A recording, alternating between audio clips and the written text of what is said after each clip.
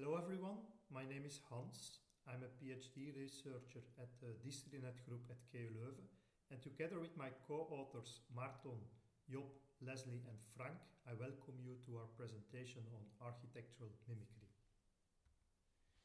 Let us start by explaining the notion of a microarchitectural side channel attack. Computer programs sometimes have to perform computations on secret information. And if the computation time or the usage of shared computing resources, such as the cache, are dependent on the secret information, then this dependency can be exploited to leak the secret information through a side channel attack.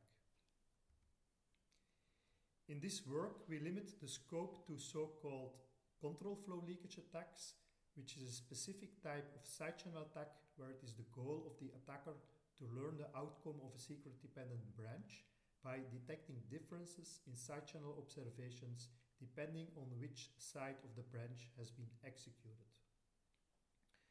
Because if the two sides of a secret-dependent branch yield different observations, this difference exposes the control flow and hence the outcome of the secret condition that determines the control flow, which in turn reveals something about the secret.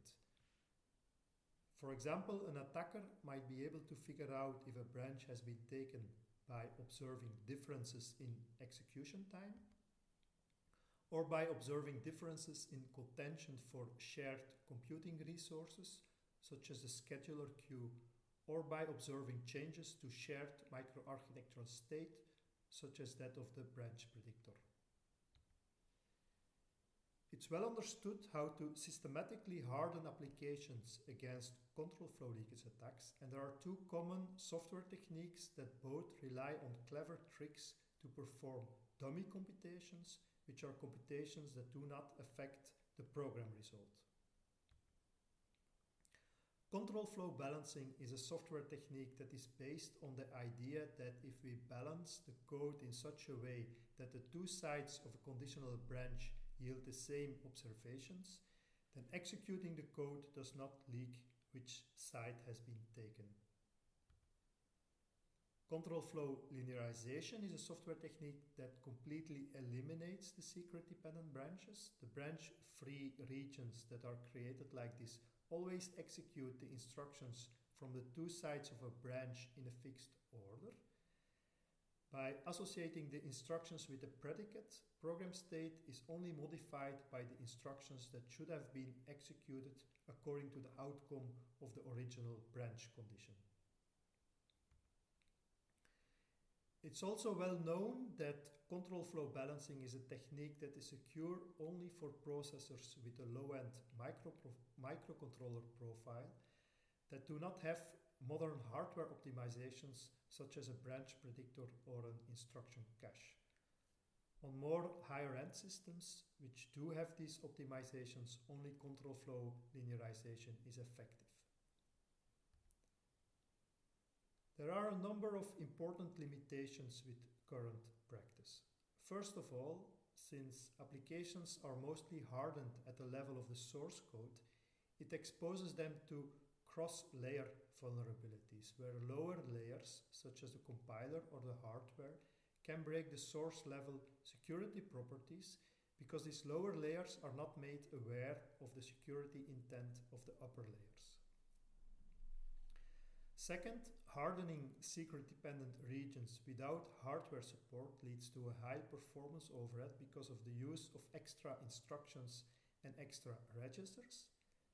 And finally, it's common practice to harden security critical code by hand.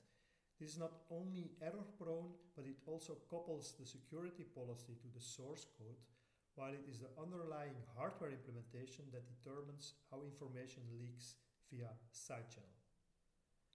This means that to be secure, we have to adopt a conservative adversary model and assume that the control flow always leaks, and this is in some cases suboptimal, for instance on processors that leak less information, such as some microcontrollers.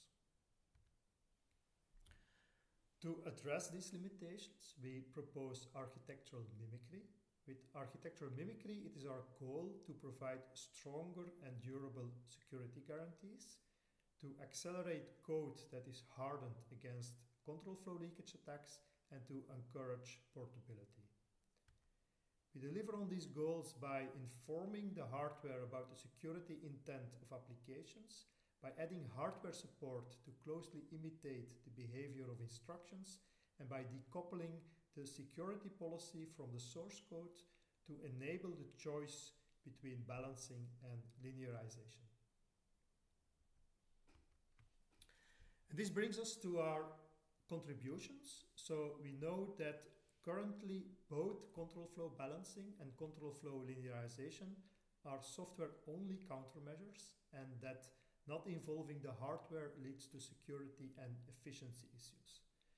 With our work, we bring the hardware in the loop by proposing a hardware-software co-designed solution that is more secure and more efficient than the current state-of-the-art.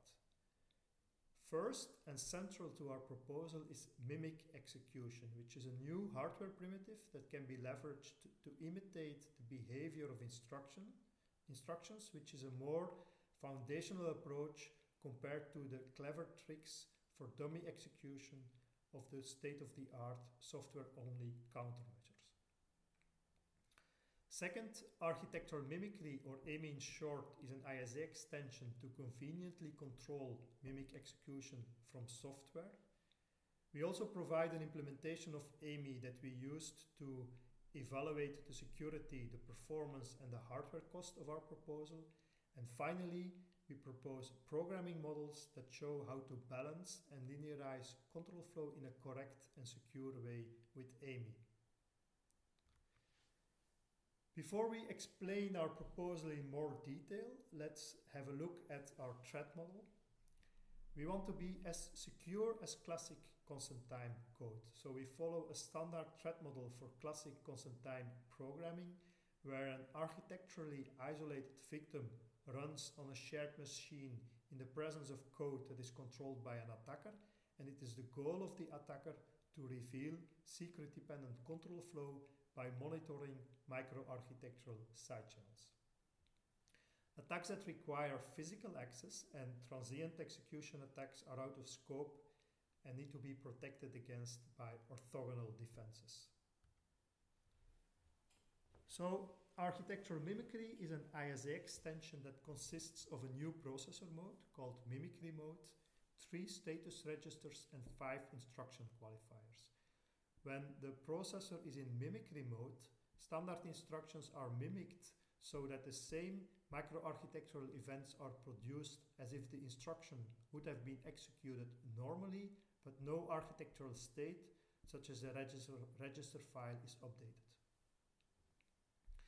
Each assembly instruction is associated with an instruction qualifier, which is written before the instruction mnemonic, and this qualifier determines the exact mimicking behavior of the instruction it is associated with.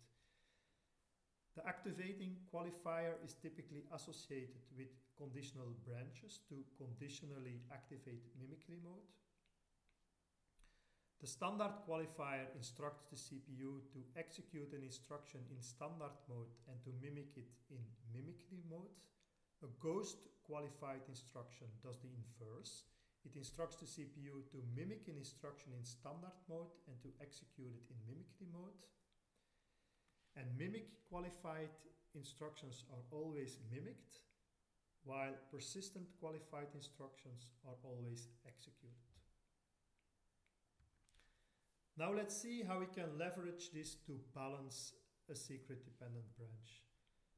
The left-hand side of this slide contains an example of an unbalanced conditional branch, which leaks the control flow through a timing channel. And we can close this channel by balancing the two sides of the branch by adding 2 instructions to the path when the branch is taken, which are highlighted in yellow in the right listing. The mimic add instruction balances the observations of the second add in the not taken path, and a standard jump balances the other jump. This slide demonstrates how to linearize the code with AMI.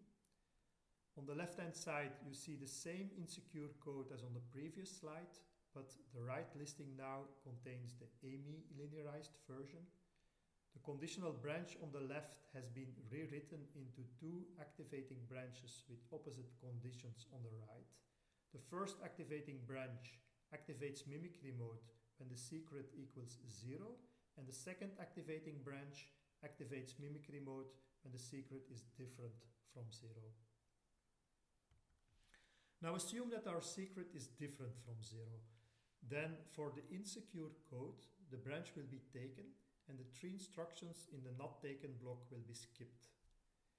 In the linearized version of the code, these instructions are not skipped, but the first activating branch will activate mimicry mode so that the CPU does not execute but mimics these instructions, and when the CPU reaches the then label, mimicry mode is deactivated again. The second branch instruction does not activate mimicry mode, and the add instruction is executed normally. Now assume that the secret equals 0, then the opposite happens. The instructions from the first block are executed, and the instructions from the second block are mimicked. Of course, it's important to preserve the semantics of the insecure program, and an activating region is correct only when the instructions do not affect the live state of the program in mimicry mode. Some instructions cannot be mimicked. Take a store, for instance. Unless the memory subsystem is mimicry aware, it is not possible to mimic a store, and that's why a store instruction can only be associated with the persistent qualifier.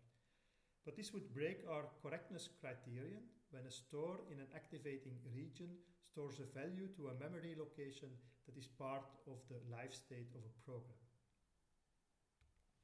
And we can solve this by adding a ghost load that accesses the same memory location as the store. And this works because the ghost load is mimicked when the CPU is in standard execution mode, so the load is effectively ignored and the new value is stored. But when the processor is in mimicry mode, the load is executed to make sure that the currently stored value is loaded first into register T, to store it again immediately after to make sure that the live state is not affected and the original program semantics is preserved. So our program is correct now, but what about security? An activating region is secure only if the side channel observations are independent of the processor mode. So is this a secure program under this condition? And the answer is no, and that's because the second add computes a memory address that is used by the load and store to access memory. When the condition is different from 0, as shown on the left, then mimicry mode is activated and the computation of the address is mimicked. So the load and store both access the memory at address 0. But when the condition evaluates to 0, then mimicry mode is not activated, the address is computed normally, and the load and store both access memory at address 4. So some side channel observations, for instance, the effect on the data cache, become dependent on the processor mode, and this leaks the control flow, which is what we want to avoid. To linearize this branch in a secure way, the address must be computed persistently, and we do this by associating the computation of the address with the persistent qualifier. Architectural mimicry is designed to make control flow balancing and control flow linearization a principled countermeasure against control flow leakage attacks. So we formalized the conditions under which the use of the AMI instructions is sound.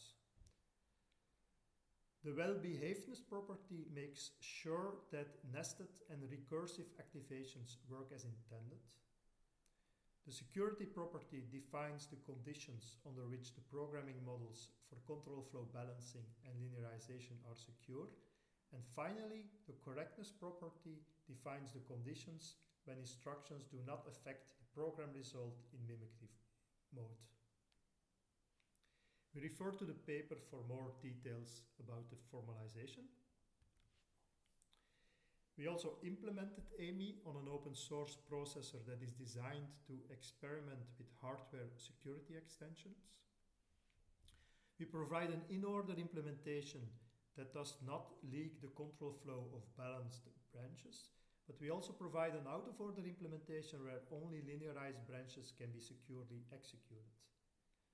For our evaluation, we configured this core with features such as a branch predictor and a data cache so that it leaks information through common side channels. We use a set of benchmark programs from related work for our evaluation, and this table shows the impact on the code size.